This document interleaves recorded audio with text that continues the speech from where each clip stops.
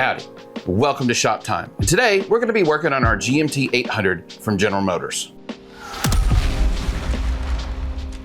So the GMT800 actually has multiple platforms in it, and it runs from 1999 to 2006. And there are many who say that it is the absolute best of the General Motors production line of their pickup and SUVs. Within the GMT800 series, it includes Chevrolet, GMC, and of course, Cadillac.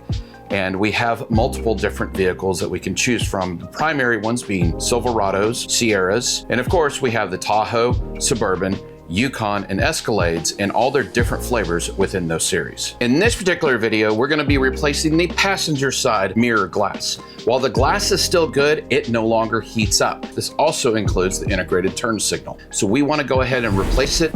I purchased this glass with my own money from carparts.com. At the time of recording, it's about $24. This is specifically from Kool Vue. The manufacturer model number is CV49GR-S. The OE replacement number is 88944-392-PFM. As with all of the GMT800s, there is no blind spot feature and the passenger side is not auto dimming. It does come with a 1-year warranty. My one main complaint about all the passenger side aftermarket mirrors for the GMT800 is they do not have the appropriate holders for the wires. They just flop around. So if we look here at the factory mirror, you can actually see that there are sections that the wire loom goes through. Additionally, we have a clip that holds on to the connector. The aftermarket that we're going to be putting on here, you'll see that none of that stuff is here. So in order to prevent any issues, this is the part I want to actually hot glue down to ensure that it's not going to cause me a problem whenever the mirror is moving.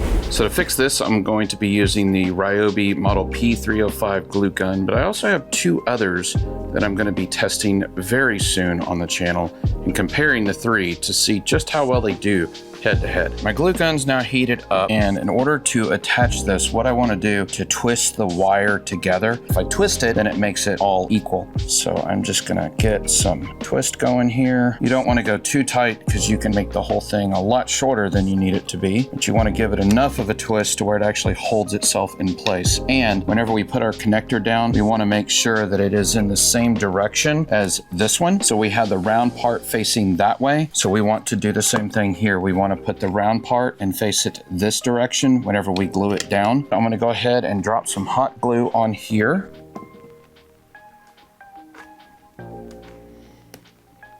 Spot looks good, and then just allow it to cool while holding it in place. Wash, rinse, repeat for however many you want to put on yours. Now I'm just going to put a little bit on the connector itself, and I'm just going to put it on the side.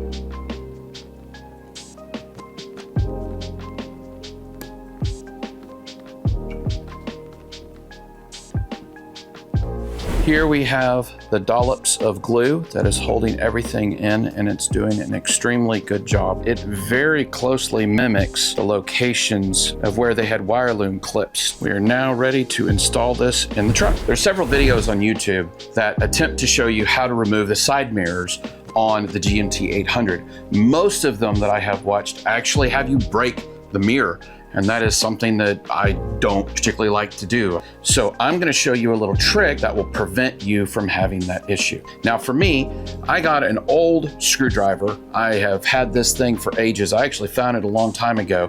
And as you can tell, a dog had chewed the handle. Well, this isn't something I wanted to use as a screwdriver anymore, so I converted it. I initially converted this for a rear main seal puller, and it worked extremely good.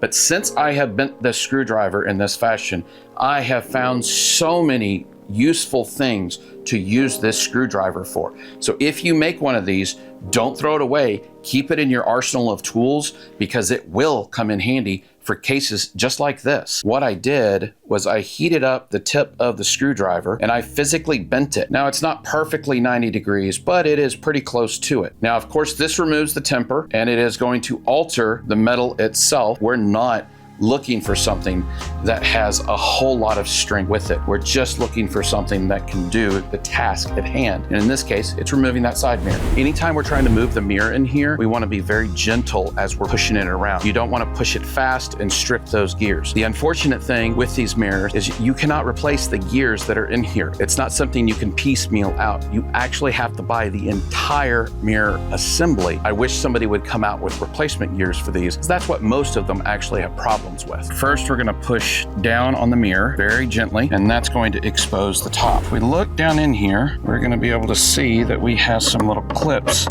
that are down within this back section here.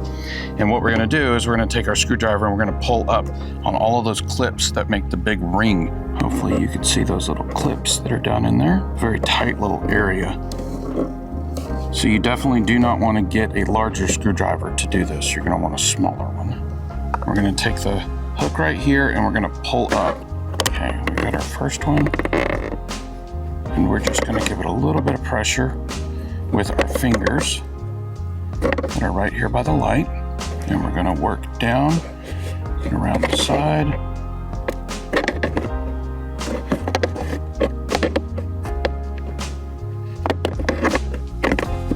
And once it starts to come out, it usually likes to pop the rest of the way out. As you can see, we have not broken our mirror at all. So now we're just going to work it a little bit at a time to get the bottom ones off.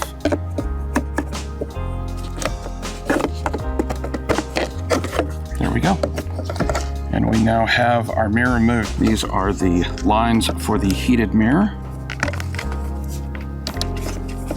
Okay, so now to remove this, just going to take a small flat blade screwdriver and we're going to push down and push it towards our fingers. Be very careful and don't stab your finger. And we're gently pulling out as we're pushing it underneath.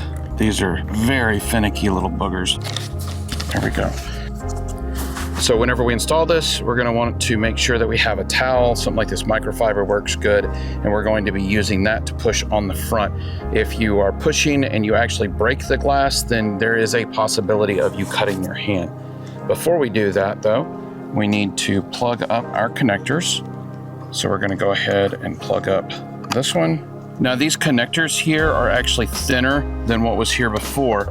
So we're going to have to take a pair of pliers and collapse these connectors just a little bit to where we're making them a little bit tighter on those connectors. There we go.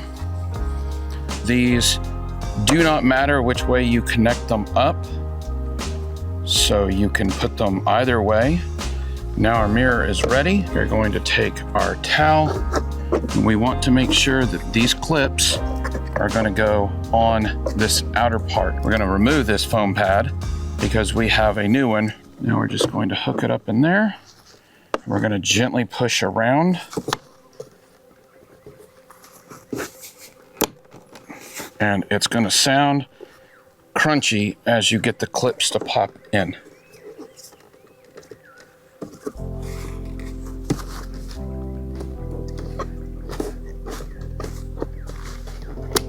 There we go.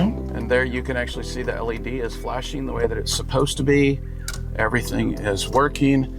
The other thing we're going to do is actually turn on the defroster. And if everything is working properly and we have done a good job, then we should actually feel heat. And I do. I'm starting to feel the heat come through.